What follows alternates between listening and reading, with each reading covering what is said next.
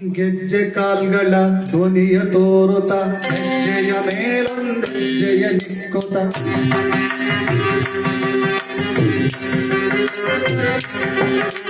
ಗೆಜ್ಜೆ ಕಾಲ್ಗಳ ಧ್ವನಿಯ ತೋರುತ ಹೆಜ್ಜೆಯ ಮೇಲೊಂದು ಹೆಜ್ಜೆಯ ನಿಕ್ಕುತ ಸಜ್ಜನ ಸಾಧು ಪೂಜೆಯ ವೇಳೆಗೆ ಸಜ್ಜನ ಸಾಧು ಪೂಜೆಯ ವೇಳೆಗೆ ಮಜ್ಜಿಗೆಯೊಡಗಿನ ಬೆಣ್ಣೆ ಭಾಗ್ಯದ ಲಕ್ಷ್ಮೀ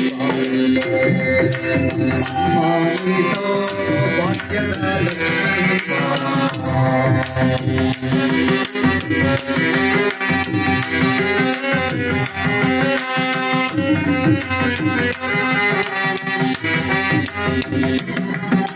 ಕನಕ ವೃಷ್ಟಿಯ ಕರೆಯುತ್ತವಾರೆ ಮನಗ ಮನೆಯ ಸಿಹಿಯ ತಾರೆ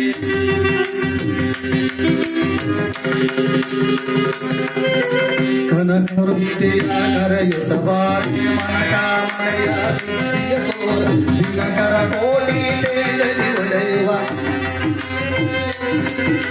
ದಿನಕರ ಕೋಟಿ ತೇಜದಿ ಒಡೆಯುವ ಜನಕರಾಯದ ಕುಮಾರ ಬೇಗ ಭಾಗ್ಯದ ಲಕ್ಷ್ಮೀ ಮಾನಿಸೋ ಭಾಗ್ಯದ ಲಕ್ಷ್ಮೀ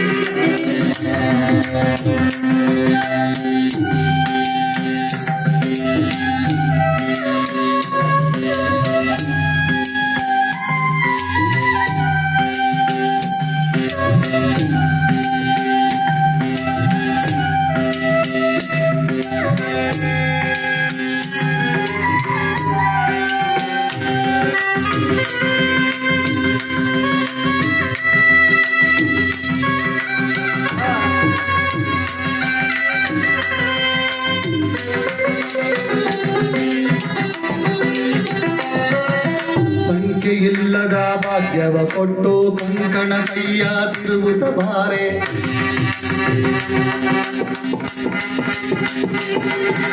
ಸಂಖ್ಯೆಯಿಲ್ಲದ ಭಾಗ್ಯವ ಕೊಟ್ಟು ಕಂಕಣ ಕೈಯ ತಿರುಗುತ್ತ ಬಾರೆ ಕುಂಕುಮಾಟಿಕೆ ಪಂಕಜಲೋಜನೆ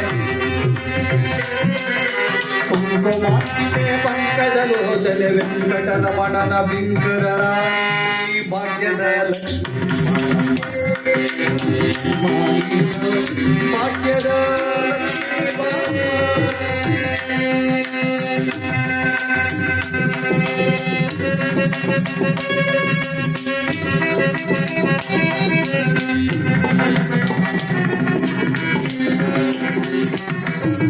ಅತ್ತಿತ್ತಗಲದೆ ಭಕ್ತರ ಮನೆಯೊಳು ನಿತ್ಯ ಮಹೋತ್ಸವ ನಿತ್ಯ ಸುಮಂಗಲ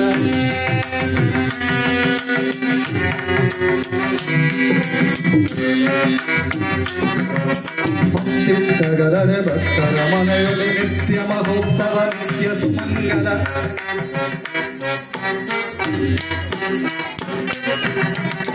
ಚಿತ್ತಗಲದೆ ಭಕ್ತರ ಮನೆಯೊಳು ನಿತ್ಯ ಮಹೋತ್ಸವ ನಿತ್ಯ ಸುಮಂಗಲ ಸತ್ಯಕ್ಕೆ ತೋರುವ ಸಾಧು ಸಜ್ಜನರ ಸತ್ಯಕ್ಕೆ ತೋರುವ ಸಾಧು ಸಜ್ಜನರ ಚಿತ್ತದಿ ಒಡೆಯುವ ಪುತ್ತಳಿ ಬಂಗೆ ಭಾಗ್ಯದ ಲಕ್ಷ್ಮೀ ನೋಡಿ. ಲಕ್ಷ್ಮಿ ಎಂತಹ ಮಹಾತಾಯಿ ಅಂದ್ರೆ ಜಗತ್ತಿನ ಸರ್ವ ಸಕಲ ಕೆಲಸಕ್ಕೂ ಲಕ್ಷ್ಮಿ ಬೇಕೇ ಬೇಕು. ಬೇಕಾ ಬೇಡವಾ? ಲಕ್ಷ್ಮಿ ಇಲ್ಲಾದ್ರೆ ಯಾವ ಕಾರ್ಯವೂ ಆಗಲ್ಲ, ಯಾವ ಕಾರ್ಯನೂ ಆಗಲ್ಲ. ಕೆಲವ್ರನ್ನ ಸುಖ ತಲ್ಪದಲ್ಲಿ ತೇಲಿಸ್ತಾಳೆ, ಕೆಲವ್ರನ್ನ ಭಿಕ್ಷೆ ಬಿಡಿಸ್ತಾಳೆ, ಅಲ್ಲಿಂದ ಇಲ್ಲಿಗೆ ಇಲ್ಲಿಂದ ಅಲ್ಲಿಗೆ ನಾಟ್ಯವಾಡುವಂತ ಮಹಾತಾಯಿ. ಅವಳನ್ನ ಚಂಚಲ ಎನ್ನಬಾರದು ನಾವು. ಏನ್ ಹೇಳಿ? ನಾಟ್ಯವಾಡುವಂತ ಮಹಾತಾಯಿ. ಯಾವುದೋ ಜನ್ಮದಲ್ಲಿ ನಾವು ಏನೋ ಕರ್ಮ ಮಾಡಿದೀವಿ, ಈ ಜನ್ಮದಲ್ಲಿ ನಮಗೆ ಅನುಭವಿಸ್ತಾ ಇದ್ದೀವಿ. ಯಾಕೆಂದ್ರೆ ಹೇಳ್ತಾರೆ, ಮುನ್ನ ಮಾಡಿದ ಪಾಪ ಯಾರ ತಾತನ ಗಂಟು ಹೇಳ್ತಾರೆ, ದೊಡ್ಡವರು ಹೇಳ್ತಾರಲ್ವಾ. ಅದಕ್ಕೋಸ್ಕರವಾಗಿ ಇವತ್ತು ಮನೆ ಒಳಗೆ ಲಕ್ಷ್ಮಿ ಇದ್ದಾಳ ಇಲ್ವಾ ಅಂತ ನಮಗೆ ಗೊತ್ತಾಗತ್ತೆ. ನಾವು ಅರ್ಥಕೋಬೇಕು. ಹೆಂಗೆ ನರಸಿಂಹರಾಜನವರೇ, ನಿಮ್ಮ ಮನೆಯೊಳಗೆ ಯಾವತ್ತಾರು ಕಪ್ಪು ಇರುವೆ ಹರಿದಾಡಿದ್ಯಾ ಅಲ್ವಾ? ಕಪ್ಪು ಇರುವೆ ಹರಿದಾಡಿದಾಗ ಮಹಾಲಕ್ಷ್ಮಿ ಸಾಕ್ಷಾತ್ ಇದ್ದಾಳೆ ಅಂತ ನಾವು ತಿಳ್ಕೊಂಡ್ಬಿಡ್ಬೇಕು. ಕೆಲವ್ರು ಏನ್ ಮಾಡ್ತಾರಂತೆ, ಕಪ್ಪು ಇರುವೆ ಹರಿದಾಡಿದ್ರು ನ್ಯೂಸ್ ಪೇಪರ್ ಬೆಂಕಿ ಪೂರ್ಣಿಕ್ ಬಿಡ್ತಾರೆ. ಶಬಾಷ್, ಹೌದು. ಯಾಕೆಂದ್ರೆ ಮನೆಯೊಳಗೆ ಮಹಾಲಕ್ಷ್ಮಿ ಇದ್ದಾಳ ಇಲ್ವಾ ಅಂತ ನಮಗೆ ಸ್ಪಷ್ಟವಾಗಿ ಗೋಚರವಾಗಬೇಕು. ಮನೆಯೊಳಗೆ ತುಪ್ಪ ಮತ್ತೆ ಸಕ್ಕರೆ ಜಾಸ್ತಿ ಖರ್ಚಾಗ್ತಾ ಇರ್ಬೇಕು. ಮನೆಯೊಳಗೆ ಸಕ್ಕರೆ ತುಪ್ಪ ಜಾಸ್ತಿ ಖರ್ಚಾಗ್ತಾ ಇದ್ರೆ ನಾವು ಅದನ್ನ ತಿಂತಾ ಇದ್ರೆ ಮಕ್ಕಳೆಲ್ಲ ಸಂತೋಷವಾಗಿ ಆ ಸ್ವೀಟ್ ತಿಂತಾ ಇದ್ರೆ ಲಕ್ಷ್ಮಿ ಇದ್ದಾಳೆ ಅಂತ ನಾವು ತಿಳ್ಕೊಬೇಕು. ಯಾಕೆಂದ್ರೆ ಪುರಂದರದಾಸರು ಸಕ್ಕರೆ ತುಪ್ಪದ ಕಾಲುವೆ ಹರಿಸಿ ಅಂತ ಬರ್ದವ್ರೆ. ನಾವು ಕಾಲುವೆ ಹರಿಸಕ್ಕಾಗಲ್ಲ. ಮನೆ ಒಳಗೆ ಸಕ್ಕರೆ ತುಪ್ಪ ಜಾಸ್ತಿ ಖರ್ಚು ಮಾಡ್ಕೊಂಡು ಸಿಹಿ ತಿನ್ನಿ, ಖಂಡಿತವಾಗ್ಲೂ ಲಕ್ಷ್ಮಿ ಇರ್ತಾಳೆ, ಇದ್ದೇ ಇರ್ತಾಳೆ. ಆಮೇಲೆ ಒಂದು ಹೆಣ್ಣು ಮಗನ ನಾವು ಮನೆ ಕರಿಬೇಕಾದ್ರೆ ಹೇಗ್ ಕರಿಬೇಕು? ಬಾರಮ್ಮ ನಮ್ಮ ಮನೆಗೆ ಬಂದ್ರೆ ಬಂದ್ಬಿಟ್ಟು ನಮ್ಮ ಮನೆಗೆ ಅಂತ ಬಂದ್ಬಿಡ್ತಾಳ, ಕಪಾಳಕ್ಕಾಗ್ತಾಳೆ, ಹೌದಾ ಇಲ್ವಾ? ಅವಳನ್ನ ಕರಿಬೇಕಾದ್ರೆ ಬಹಳ ಎಚ್ಚರಿಕೆಮ್ಮ, ನಿನ್ನ ಭಾಗ್ಯದ ಜೊತೆ ಬರಮ್ಮ. ಯಾವುದು ಲಕ್ಷ್ಮಿ ಭಾಗ್ಯ? ಭಾಗ್ಯದ ಲಕ್ಷ್ಮಿ ಬಾರಮ್ಮ ಅಂದ್ರೆ ಏನು? ಭಾಗ್ಯದ ಲಕ್ಷ್ಮಿ ಬಾರಮ್ಮ ಅಂದ್ರೆ ನಿನ್ನ ಭಾಗ್ಯ ಇದೆಯಲ್ಲ, ಯಾವುದು ನಿನ್ನ ಅರಿಶಿನ ಕುಂಕುಮ, ನಿನ್ನ ಗಂಡ ನಾರಾಯಣ ಅದನ್ನಲ್ಲ, ನಿನ್ನ ನಾರಾಯಣನೊಟ್ಟಿಗೆ ನಮ್ಮ ಮನೆಗೆ ಬಾರಮ್ಮ. ಏನಕ್ಕೆ ಲೋಕದ ಜನ ಎಲ್ಲ ಬರೋ ಲಕ್ಷ್ಮೀ ಪೂಜೆ ಮಾಡ್ತಾರೆ? ನಾರಾಯಣನನ್ನು ಸೇರಿಸಿ ಪೂಜೆ ಮಾಡಿದ್ರೆ ಅದಕ್ಕೆ ಸತ್ಫಲ. ಏನ್ ಹೇಳಿ? ನಿಮ್ಮ ಮನೆಯೊಳಗೆ ನಾರಾಯಣ ಪೂಜೆ ಮಾಡಿದ್ರಲ್ವ, ನಾರಾಯಣ ಜೊತೆಗಿದ್ದಾನೆ. ಎಲ್ಲಿದ್ದಾನೆ ಹೇಳಿ? ಲಕ್ಷ್ಮೀ ನರಸಿಂಹಸ್ವಾಮಿ ತೊಡೆ ಮೇಲೆ ಕುಂತಿದ್ದಾಳಲ್ಲ ಮಹಾಲಕ್ಷ್ಮಿ, ಇನ್ನೇ ನಿಮ್ಗೆ ಅಲ್ವಾ?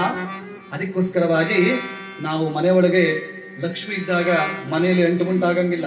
ಮನೆಯಲ್ಲಿ ಅಂಟುಮುಂಟಾಗ್ದಲೆ ಮನೆಯ ಶುಭ್ರವಾಗಿ ಇಟ್ಕೊಂಡು ಬೆಳಗಿನ ಜಾವ ಯಾವ ಹೆಣ್ಣು ಮಗಳು ಪೂಜೆ ಮಾಡ್ತಾರೆ ಸತ್ಯವಲ್ಲ ಮನೆ ಒಳಗೆ ಸ್ಥಿರವಾಗಿ ನೆಲೆಸ್ತಾರಂತೆ. ಅದಕ್ಕೆ ಹೇಳೋದು ಪುರಂದರದಾಸರು, ಸಕ್ಕರೆ ತುಪ್ಪದ ಕಾಲುವೆ ಹರಿಸಿ ಶುಭ್ರವಾದ ಹೃದಯದೆಡೆಗೆ. ಸಕ್ಕರೆ ತುಪ್ಪದ ಕಾಲುವೆ ಹರಿಸಿ ಶುಭ್ರವಾದ ಹೃದಯದೆಡೆಗೆ. ಮಕ್ಕಳಿಲ್ಲ ಅಳಗಿರಿ ಮಕ್ಕಳಿಲ್ಲ ಅಳಗಿರಿ ಮಕ್ಕಳಿಲ್ಲ ಅಳಗಿರಿ ಪುರಂದರ ವಿಠಲನ ರಾಣಿ. ಮಕ್ಕಳಿಲ್ಲ ಅಳಗಿರಿ ಪುರಂದರ ವಿಠಲನ ರಾಣಿ.